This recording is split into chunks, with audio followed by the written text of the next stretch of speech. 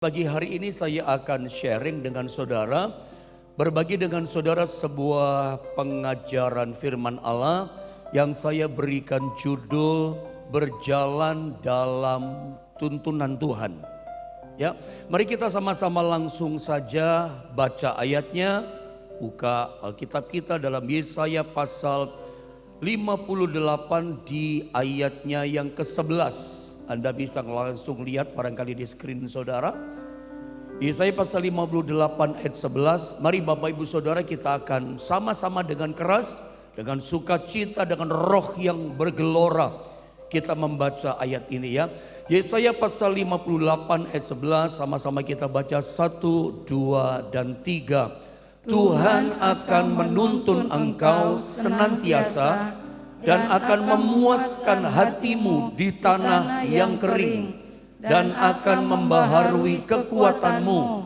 Engkau akan seperti taman yang diairi dengan baik dan seperti mata air yang tidak pernah mengecewakan. Sekali lagi tema firman Allah pagi ini kita bicara tentang berjalan dalam tuntunan Tuhan. Saya berpikir tema ini firman Allah ini penting untuk kita dengar. Pengajaran firman Allah ini menurut saya sangat-sangat penting untuk kita mengerti dan pahami sebagai anak-anak Tuhan, sebagai orang-orang yang percaya kepada Tuhan. Kenapa saya katakan pengajaran tentang tuntunan Tuhan dalam hidup kita itu penting kita mengerti?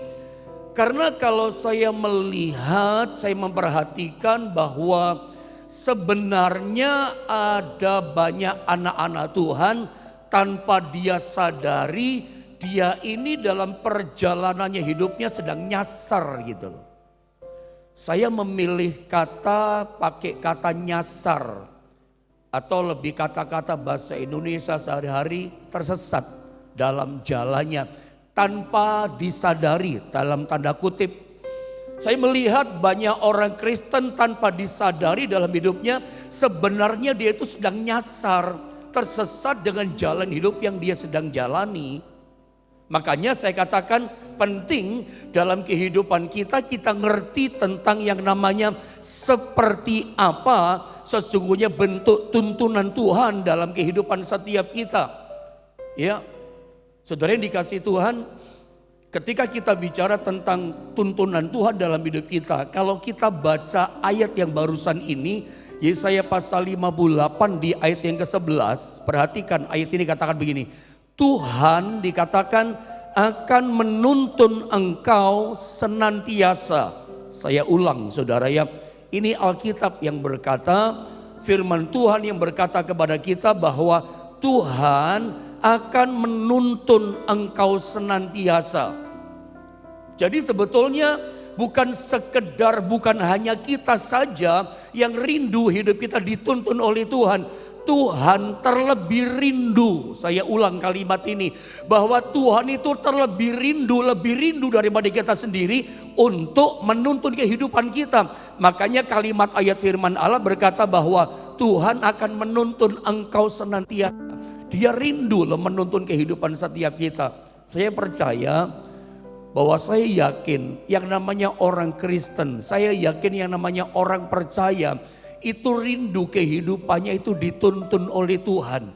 Tapi kita ketemu ternyata di ayat firman Allah Yesaya 58 ayat 11, terlebih lagi Tuhan ternyata lebih rindu senantiasa menuntun kehidupan kita.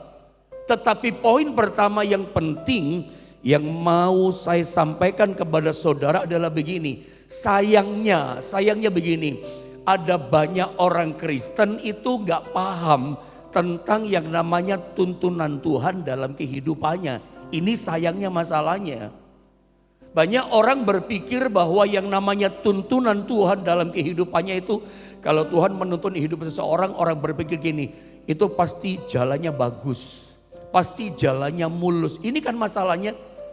Banyak orang berpikir bahwa kalau Tuhan menuntun kehidupannya itu tidak ada persoalan, tidak ada hambatan dalam hidupannya, tidak ada penderitaan, tidak ada kesukaran. banyak saya menemukan cara pandang persepsi orang masalahnya di sini. Persepsinya yang salah tentang yang namanya tuntunan Tuhan. Orang berpikir bahwa kalau hidupnya dituntun oleh Tuhan berarti jalannya bagus. Gak ada tantangan, gak ada kesulitan, gak ada halangan yang tertutup di depannya. Ini kan persepsi yang salah. Siapa yang berkata seperti itu? Saya coba tunjukkan beberapa ayat ya. Supaya di pendahuluan awal ini clear dan jelas bahwa ternyata ada banyak di antara kita orang Kristen merindukan tuntunan Tuhan, menuntun kehidupan kita. Itu harapan kita. Itu saya pikir harapan semua orang percaya bahwa hidup kita senantiasa setiap hari dituntun oleh Tuhan. Tapi sayangnya persepsi kita banyak yang bermasalah. Mari kita lihat bahwa ternyata tidak selalu yang namanya tuntunan Tuhan itu jalannya lempeng dan lurus kayak jalan tol. Gak ada masalah, gak ada kesukaran, gak ada tantangan. Mari saya tunjukkan beberapa ayat awal, saya sodorkan sama saudara. Coba kita lihat dalam Ulangan pasal 32. Ulangan pasal 32 di ayat yang ke-11 dan ayat 12. Israel digambarkan sebagai biji mata Tuhan. Itu diawasi dengan mata Tuhan. Ketika mereka di padang gurun bagaikan biji mata Tuhan. Kita lihat bagaimana cara Tuhan menuntun Israel di padang gurun. Mari sama-sama kita baca dua ayat ini ya. Ulangan 32 bersama kita baca ayat 11 dan ayat 12. 1, 2, dan 3. Laksana Raja Wali menggoyang bangkitkan isi sarangnya, melayang-layang di atas anak-anaknya, mengembangkan sayapnya, menampung seekor dan mendukungnya di atas kepaknya. Demikianlah Tuhan sendiri menuntun dia dan tidak ada ilah asing menyertai dia. Jelas Alkitab katakan tidak ada ilah asing, tidak ada Allah yang lain, ilah yang lain yang menyertai Israel di padang gurun, yang menuntun di padang gurun.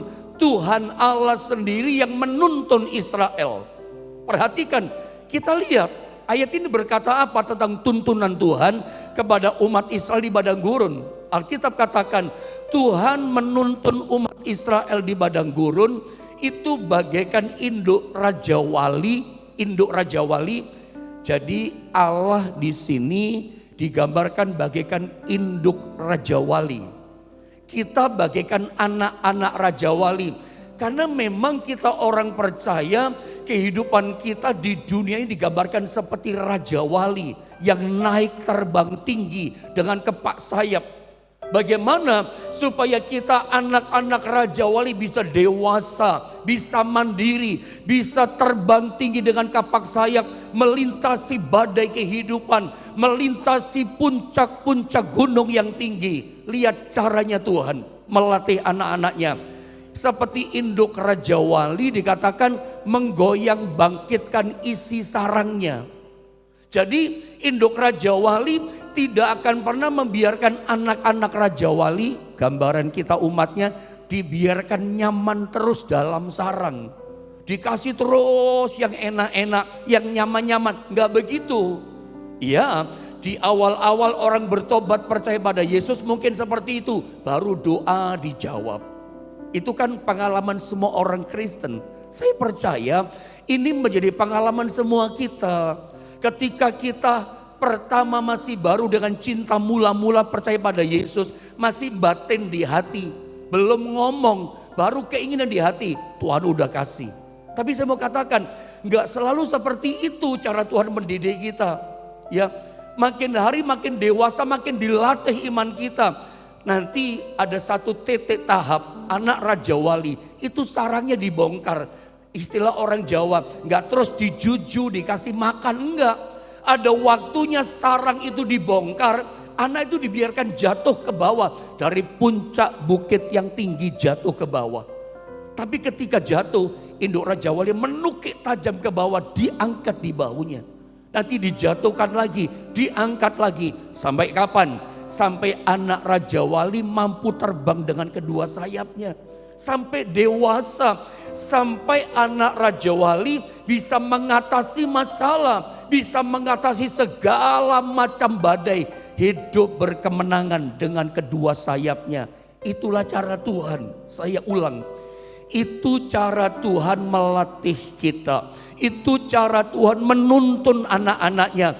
Jadi jangan salah persepsi. Ketika kita bicara, semua orang Kristen berharap itu keinginan kita dituntun sama Tuhan. Tetapi kita penting memahami bentuk tuntunan Tuhan. Enggak selalu loh tuntunan Tuhan itu indah. Enggak selalu tuntunan Tuhan itu manis, menyenangkan. Kadang-kadang ada tantangan, kadang-kadang ada kesukaran. Mari saya tunjukkan kepada saudara pagi ini bagaimana caranya sesungguhnya Tuhan menuntun kehidupan kita.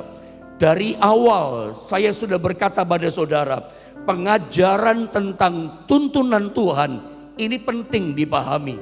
Supaya apa? Supaya perjalanan kekristenan kita tidak nyasar, tidak tersesat tanpa kita sadari. Makanya penting kita memahami tentang tuntunan Tuhan dalam hidup kekristenan kita. Saya coba bagi sama saudara dua saja pagi ini. Bagaimana caranya atau bentuknya Tuhan menuntun kehidupan kita. Yang pertama saya bagikan sama saudara bahwa Tuhan menuntun kita lewat sebuah keadaan. Lewat sebuah situasi, kondisi yang kita alami. Itu bisa persoalan. Ya, keadaan yang kita hadapi itu bisa masalah gitu. Bisa seperti itu. Mari untuk memahami saya tunjukkan ayatnya sama saudara ya. Lukas pasal yang kedua ayat 1 sampai 6. Coba kita baca itu berganti-gantian saudara ya. Saya baca ayat 1, saudara baca ayat 2, nanti ayat 6-nya sama-sama. Lukas pasal yang kedua ayat yang ke-1 saya baca.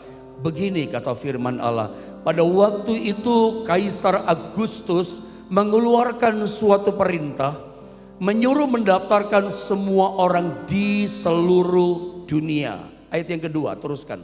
Inilah pendaftaran yang pertama kali diadakan sewaktu Quirinius menjadi wali negeri di Syria. Ayat yang ketiga, maka pergilah semua orang mendaftarkan diri masing-masing di kotanya sendiri. Ayat yang keempat, teruskan. Demikian juga Yusuf pergi dari kota Nazaret di Galilea ke Yudea, ke kota Daud yang bernama Bethlehem, karena ia berasal dari keluarga dan keturunan Daud. Ayat yang kelima, saya baca, supaya didaftarkan bersama-sama dengan Maria, tunangannya yang sedang mengandung. Sama-sama kita baca ayat ke-6 saudara, 2 dan 3.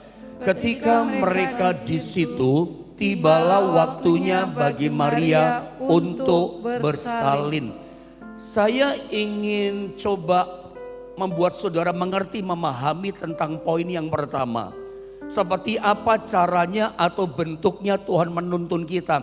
Yang pertama, ternyata tuntunan Tuhan kepada kita bentuknya itu bisa lewat situasi, kondisi, keadaan yang sedang terjadi dalam hidup kita. Contohnya adalah Yusuf sama Maria. Percayalah saudara bahwa Tuhan itu mempunyai rencana yang besar dalam hidup kita. Kita suka belajar, saya suka mengajar saudara dalam Yeremia pasal 29 ayat yang ke-11. Alkitab katakan bahwa Tuhan tuh punya rancangan dalam hidup kita, bukan kecelakaan. Rancangannya adalah damai sejahtera. Rancangannya adalah hari depan di depan kita yang penuh dengan pengharapan. Saya ulang, rancangan Allah buat kita bukan kecelakaan. Tetapi jujur, banyak di antara kita orang percaya berkata, tetapi kenapa pendeta dalam perjalanan hidup kekristenan saya banyak mengalami kecelakaan demi kecelakaan dalam kehidupan ini. Saya suka bilang, rancangan kecelakaan yang kita alami itu bukan dari Tuhan. Kecelakaan di sini bukan kecelakaan bermotor, kendaraan bermotor, tapi kecelakaan dalam kehidupan. Salah dalam mengambil keputusan, salah dalam pilih jalan, Saya suka bilang, kalau salah jalan dalam bermain catur, konsekuensinya cuman kalah. Kalah nggak apa-apa. Permainan kadang kalah, kadang menang. Kenapa kita kalah bermain catur? Kita salah langkah. Bermain catur salah langkah, konsekuensinya hanya kalah. Nggak jadi juara, saudara.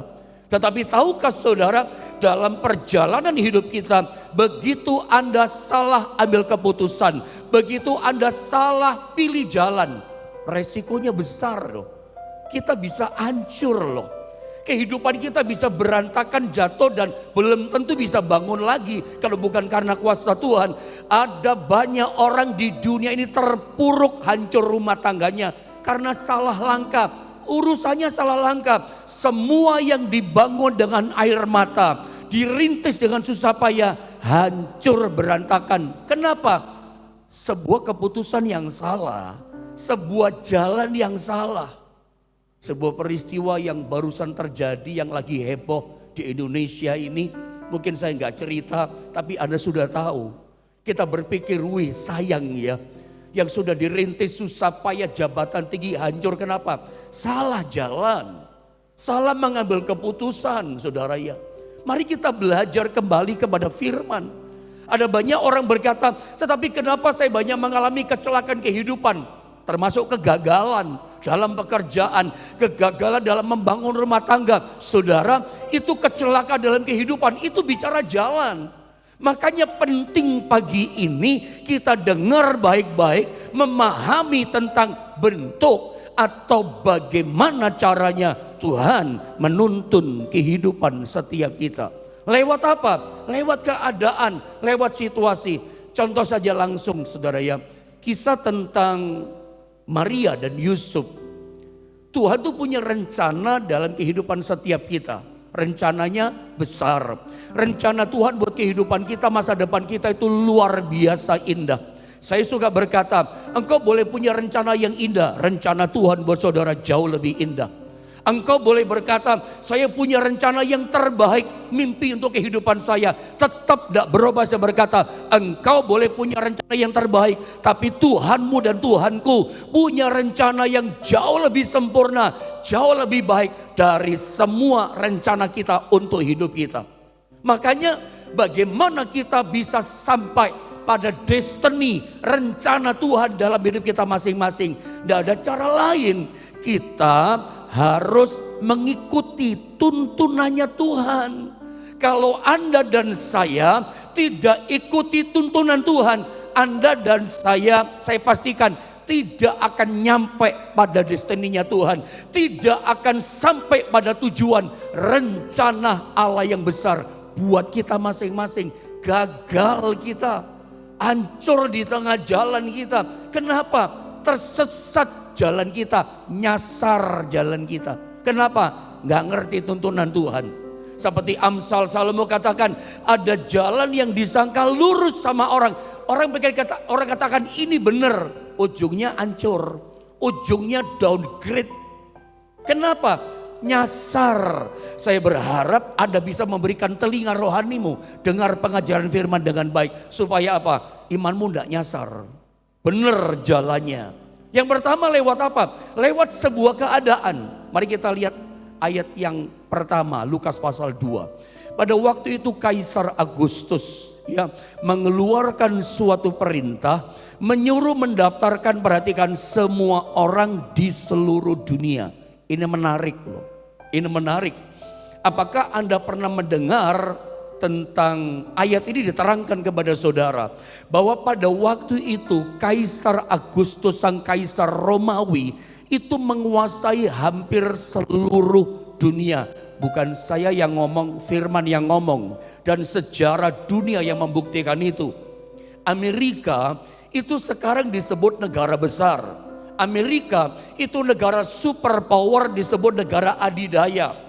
Tetapi meskipun negara besar Amerika belum pernah dan tidak pernah menguasai seluruh dunia sampai hari ini. Tidak pernah, saya katakan, meskipun Amerika disebut negara besar berkuasa adidaya. Ada orang berkata polisinya dunia, mungkin. Tetapi Amerika tidak pernah menguasai seluruh dunia. ada Rusia, ada negara-negara Eropa dengan negaranya masing-masing. Amerika tidak pernah menguasai semua. Tetapi 2000 tahun yang lalu pada masa itu Romawi di bawah kekaisaran Kaisar Agustus pernah menguasai seluruh dunia. Dan hari itu istilah saya Tuhan mengkondisikan. Begitu ya.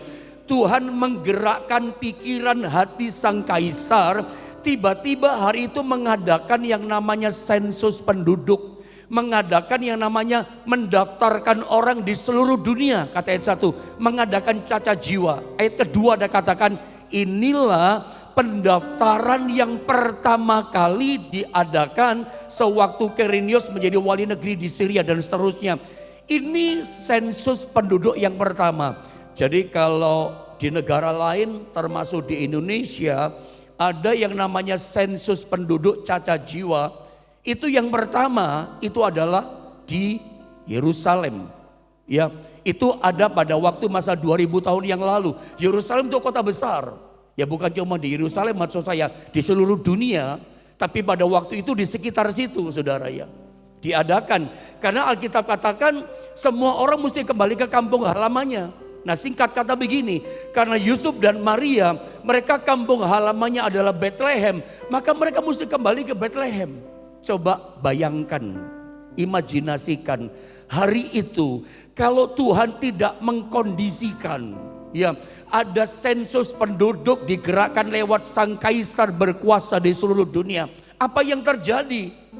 Tahukah saudara, Yesus lahirnya barangkali bukan di Bethlehem, tapi di mana? Di Nazaret. Karena Maria dan Yusuf berdomisilinya di Nazaret. Tapi saya ulang sekali lagi tegas katakan, Tuhan itu punya rencana dalam kehidupan kita dan Tuhan punya rencana dalam kehidupan Yusuf dan Maria. Dan hari itu rencana Allah digenapkan atas Yusuf dan Maria. Lewat apa digenapkan? Lewat sebuah keadaan yang terjadi hari itu. Walaupun dalam tanda kutip keadaan psikonya tidak nyaman buat Yusuf sama Maria. Makanya pagi ini dengar baik. Kalau saudara pagi ini juga sementara kau dengar firman, engkau sedang dalam hidupmu psikonya gak nyaman. Keadaanmu sedang tidak enak, ada tantangan, ada kesukaran. Saudara, bagi Maria sama Yusuf, keadaan saat itu psikonya gak nyaman. Karena Maria sedang mengandung hamil tua. Hari-hari saat dia melahirkan bersalin. Dari Nazaret, tadi ya pagi-pagi sekitar 2:30 saya sempat buka. Jarak antara Nazaret sampai ke Bethlehem itu kaget juga saya saudara ya. Ternyata cukup jauh ya. Dulu waktu saya tur Israel sama jemaat, saya kurang menyadari ternyata jaraknya jauh. Hari ini kalau saya sempat buka Google Map tadi pagi. Ternyata kalau naik mobil, kendaraan mobil dari Nazaret ke Bethlehem itu butuh waktu 1 jam 49 menit. Kalau nggak percaya Anda buka sekarang juga Google Map-mu. Jauh loh saudara ya. 1 jam 49 menit jaraknya. Jaraknya kurang lebih 150 kilometer. Jauh banget. Bagi Maria yang hamil tua naik ke Ledai itu Bethlehem saudara ya. Itu tempatnya tinggi. Bethlehem Efrata. Itu mesti naik gunung, turun gunung, lewat ngarai, jalannya susah, goncang-goncang naik keledai. Ini seperti ditarik dari keadaan nyaman jadi nggak nyaman. Ini mulai masuk namanya kesulitan, situasi yang menyengsarakan, situasi sikon keadaan yang bikin susah hidup buat Maria sama Yusuf. Jadi singkatnya begini, keadaan yang dihadapi sama Maria sama Yusuf itu keadaan yang tidak nyaman, keadaan yang tidak enak. Tetapi ternyata keadaan yang tidak enak, keadaan yang sukar jalan 150 km menuju Nazaret ke Bethlehem itu ternyata dalam rencana Allah. Itu semua dikondisikan oleh Allah. Untuk apa? Untuk destiny besar Allah ilahi itu terjadi. Percayalah atas Yusuf sama Maria, dia punya rencana besar untuk hidup kita. dia pun punya destiny yang besar. Untuk sampai mencapai destiny yang sempurna rencananya, Anda dan saya harus ikut rencananya Tuhan, tuntunannya Tuhan. Kalau Anda berontak, misalnya Yusuf sama Maria berontak, nggak mau tetap saja di Nazaret. Rencana Tuhan tidak genapi. Kitab Mika katakan juru selamat dunia Yesus harus lahir di Bethlehem. Dan itu digenapi rencana besar itu. Dan kita tahu itu rencana kelahiran Yesus di Nazaret. Itu rencana ilahi yang bukan cuma besar, sangat besar. Itu rencana abadi. Itu rencana keselamatan buat seisi dunia. Dan itu digenapi ketika dua orang ini, Yusuf dan Maria, ikut pada tuntunan Tuhan. Jadi hari ini kalau ada di antara saudara, engkau sedang menghadapi situasi hidup yang tidak nyaman, jangan marah dulu. Engkau sedang berada dalam pergumulan hidup, situasi yang saudara nggak harapkan. Maria sama Yusuf nggak pernah berharap mereka dalam kandungan yang tua. Maria dari Nazaret harus ke Bethlehem. Mereka tidak harapkan, mereka tidak inginkan. Tetapi kalau itu rencana Allah, kita nggak ingin, lakukan. Meskipun rasanya berat, melangkah kerjakan. Supaya apa? Rencana Allah besar, destininya nyampe sama saudara. Terjadi. Saya percaya rencana Allah itu hari depan yang penuh dengan pengharapan. Walaupun kalau istilah lagu saudara itu ada intronya. Intronya nggak enak. Ujung mujizat yang besar, ujung berkat yang luar biasa. Seringkali kalau lagu itu pendahuluannya seringkali kok tidak nikmat ya, kok tidak menyenangkan ya, jalannya kok naik ya, kok berat ya, kok situasi nggak menyenangkan. Kadangkala intronya begitu. Jadi bukan berarti kalau ada halangan, ada rintangan, ada tantangan, jangan cepat-cepat ada berkata, oh ini bukan tuntunan Tuhan, oh ini bukan rencana jalan Tuhan. Tunggu dulu. Israel sebelum masuk Kanaan, tanah perjanjian diberkati dengan tanah yang limpah dengan susu dan madu. Intronya lewat padang gurun loh. Sama dengan rencana Allah atas Yusuf dan Maria. Jadi bagian yang pertama yang saya bagikan sama saudara, bagaimana bentuk cara Tuhan menuntun kita lewat sebuah keadaan. Jadi kalau pagi ini keadaanmu sedang tidak nyaman, jangan marah dulu. Di depan mata engkau melewati sesuatu yang sukar gitu ya. Nikmati dengan ketidaknikmatan itu. Karena ternyata bisa jadi itu rencana Allah buat saudara. Ikuti saja tuntunan Tuhan. Dan Anda lihat intro itu nanti ujungnya Anda akan mengalami namanya masa depan yang penuh dengan pengharapan. Yang kedua, saya bagi dengan waktu yang ada, Tuhan menuntun kita lewat firman-Nya, lewat prinsip-prinsip kebenarannya, prinsipnya Tuhan. Tuhan tuntun kita lewat prinsip keinginan kehendaknya Tuhan. Baca ayatnya sama-sama, Mazmur 119 ayat 105.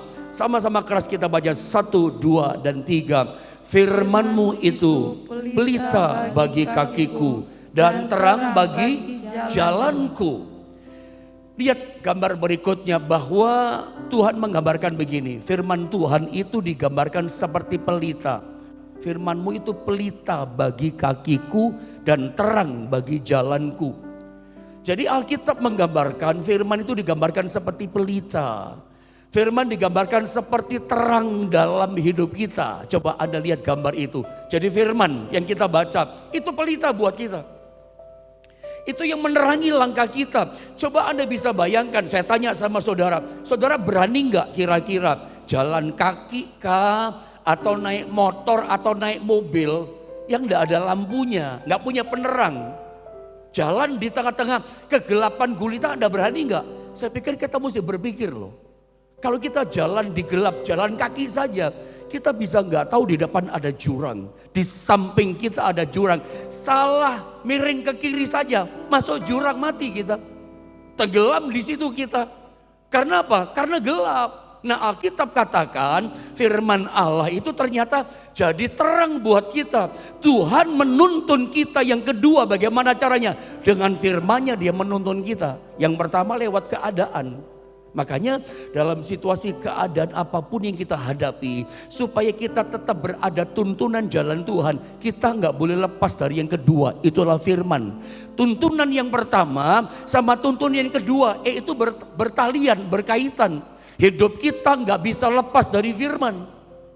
Makanya kalau orang Kristen nggak paham dengan ini, bahwa ternyata rencana Allah jadi lewat kita, Dia menuntun kita lewat firman-Nya. Orang Kristen yang nggak paham, makanya kurang suka dengan firman. Dia nggak bergaul dengan firman. Dia tidak suka merenungkan firman siang dan malam dalam hidupnya. Kenapa? Gagal paham, nggak ngerti dia.